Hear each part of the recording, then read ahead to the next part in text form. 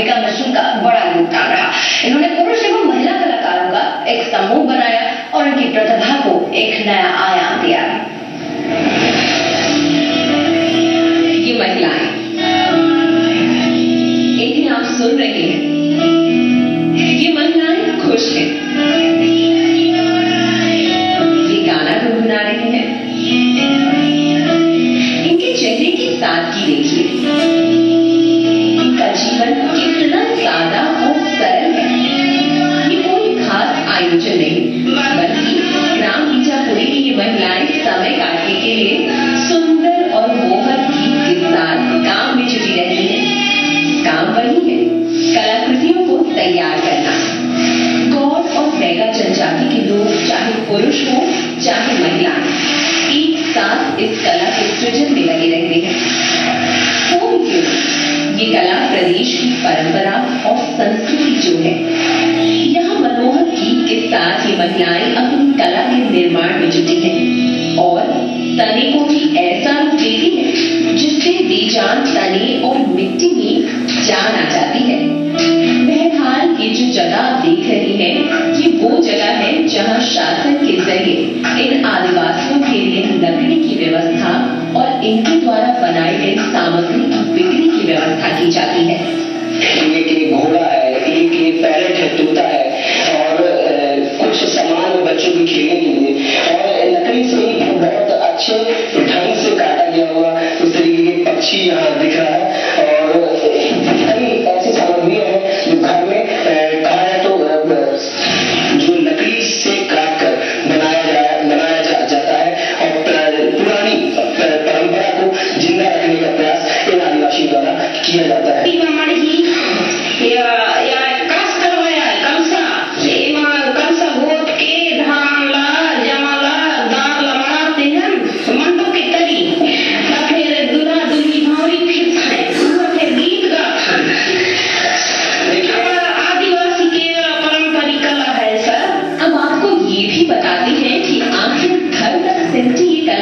प्रदेश, देश और विदेश में कैसे प्रचलित हुई। दरअसल इनकी इस अनोखी प्रतिभा को देश के सामने लाने में मेर आजीविका मिशन का बड़ा योगदान रहा। इन्होंने पुरुष एवं महिला कलाकारों का एक समूह बनाया और इनकी प्रतिभा को एक नया आयाम दिया। सर, ये लोग हमारा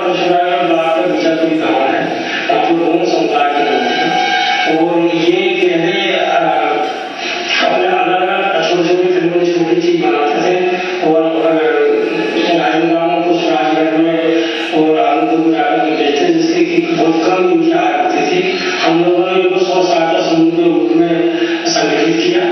आज जो जीवन कलाकृति बनाने वाले लोग हैं 300 साल का समूह के माध्यम से इनके परिवार के 60 सदस्य हैं और ये लोग अपने डायनिंग रूम में सजाने की चीजें और बच्चों के आकर्षक खिलौने और तेल उपयोग की चीजें बनाते हैं।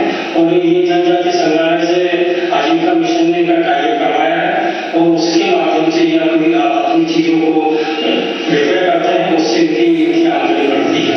इनको अपनी कलाकृति बाजार में लाने की जरूरत नहीं पड़ती, बल्कि भोपाल में स्थित जनजाति संग्रहालय में इनकी बनाई हुई सामग्री खुद शासन इनसे बनवाकर जनजाति संग्रहालय में खरीदकर एक जगह रखती है और दिल्ली जनजाति संग्रहालय में भी इनके द्वारा बनाई गई सुंदर और आकर्षक कलाकृतियां देखने को मिल सकती हैं। एक तरफ इससे लगभग 100 लोगों को रोजगार मिला है और विलुप्त होती आदिवासी कला को नया रूप हासिल हुआ है। इस कारखाने में काम करने वाले कलाकारों को 200 रुपए प्रतिदिन मिलते हैं। ऐसे में लगभग 100 कलाकार यहाँ रोज काम करते हैं। अपनी प्रतिभा के बदले रोजगार और कला को प्रदर्शित करने के लिए इन्हें कई पुरस्कार भी मिले हैं। विगत 10 वर्षों से इनको हमने ध्यान के काम कर रहे हैं और जब आजीविका परियोजना आई थी तो उस समय क्या छोटे स्तर में कुछ लोग काम करते थे। हम लोगों ने जब देखा कि ये तो इनके अंदर जो कला वगैरह है, कलाकृतियों को उभारा जा सकता है और इनको आगे बढ़ने के अच्छे अवसर नजर आए लोग, तो हम लोगों ने फिर इनके साथ बैठके की, इनके महिलाओं से, इनके जो पुरुष थे इनको बैठा कर इनके साथ हमने चर्चा की कि आप अपने संगठन बना के ग्रुप बना के अच्छे से काम करिए और इसको आप बड़े स्तर में इसको दिखाने के लिए और आपको रोजगार और आय के साधन के रूप में भी इसको बढ़ाने का हम लोगों ने इनको मोटिवेशन का काम किया है। और आर्थिक मदद के लिए हम लोगों ने इनसे जो आदिवासी संग्रहालय भोपाल है ऐसी संस्थाओं को भी हम लोगों ने जब भोपाल में गए तो उनको हमने बताया कि हमारे विजयपुरी गांव में एक ऐसे लोग हैं, ऐसे समूह के लोग हैं, ऐसे गाँव में कलाकृतियां कलाकार हैं, तो आप उनको आप देखें। दूसरी चीज कई बार हम लोगों ने भोपाल हाट बाजार जो लगता है उसमें भी यहाँ के टीमों के जो बने कलाकृतियां हैं उनको लोग लेकर हम लोगों ने वहाँ प्रेजेंट कराया है। इनकी बनाई हुई कलाकृति को ट्रेडिशनल आर्ट के तौर पर माना जाता है और इनकी बनाई हुई मूर्तियों और साज सज्जा की सामग्री की अच्छी खासी कीमत मार्केट में मिल जाती है। लोग अपने घरों को सजाने के लिए इन कलाकृतियों को खरीदते हैं और अपने घर की खूबसूरती बढ़ाते हैं। आजकल आर्ट गैलरियों में लकड़ी से बने मुखौटे, मूर्तियां, शादी के लिए इस्तेमाल होने वाली चीजें खरीदी जा सकती हैं। इनकी आर्ट में आदिवासी चेहरे एवं आदिवासी संस्कृति की झलक साफ नजर आती है। भले ही लोगों के लिए ये कलाकृतियां घर को सजाने का माध्यम घर हो, लेकिन इन आदिवासियों के लिए ये इनकी परंपरा और पहचान के साथ साथ जीवन यापन का साधन भी है। अनुभव से आदर्श जुड़ने के साथ ब्यूरो रिपोर्ट टी मीडिया।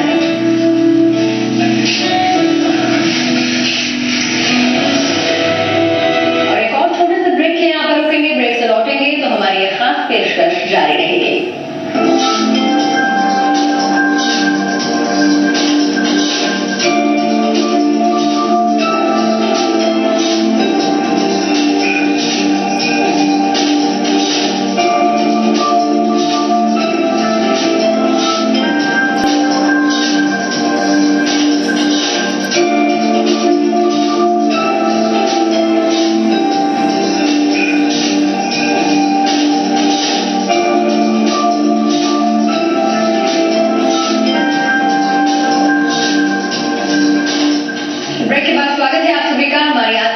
पेशकश में ऐसा नहीं है कि महज कोको की विरासत को संभालने का जिम्मा सिर्फ पुराने लोगों का है, बल्कि इसे संजोने में अनूपपुर के नौजवान भी लगे हुए हैं।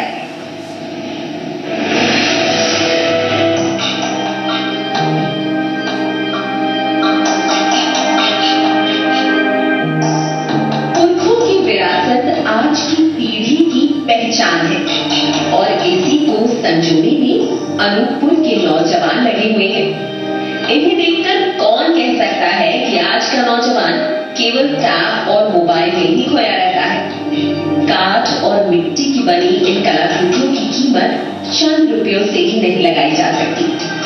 ये अनमोल कलाकृतियां न केवल अनूपपुर की बल्कि पूरे देश की विदेशों में पहचान बनाती है। कई ऐसी संस्थाएं भी हैं जो नौजवान पीढ़ी को अपनी विरासत की अहमियत को समझाने बुझाने में लगी हुई है और आज की पीढ़ी अपने पूर्वजों की कला को सहेजने में लगी है ताकि पूरी दुनिया को ये बताया जा सके कि इनकी जड़ें कितनी ज्यादा मजबूत है।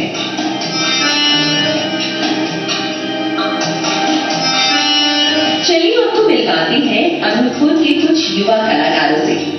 ये युवा अपनी कला से अपने घर पर ही मिट्टी से आकर्षक कलाकृतियों का निर्माण करते हैं।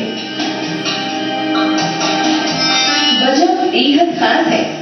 एक तरफ जहां ये युवा कलाकार इसे अपनी आय, अपने रोजगार का साधन मानते हैं, तो दूसरी तरफ अनूपपुर जिले की आदिवासी जनजाति इसे संस्कृति को जिंदा रखने का एक बड़ा प्रयास भी मानती है। ये कलाकार कागज को भी पानी में भिगोते हैं और जब कागज लुगदी बन जाता है तो उसमें माटी मिलाकर लोई तैयार करते हैं और फिर छोटी से लेकर बड़ी मूर्तियों का निर्माण इनके द्वारा किया जाता है। घर की महिलाएं भी इस काम में बढ़ चढ़कर हिस्सा लेती हैं क्योंकि कला को निखारना और उसकी अच्छी कीमत मिलना इनकी कला को हौसला देता है। ये जनजातियों के चेहरों और उनके द्वारा किए जाने वाले सांस्कृतिक कार्यों को अपनी कला में प्रदर्शित करते हैं। मैंने कागजों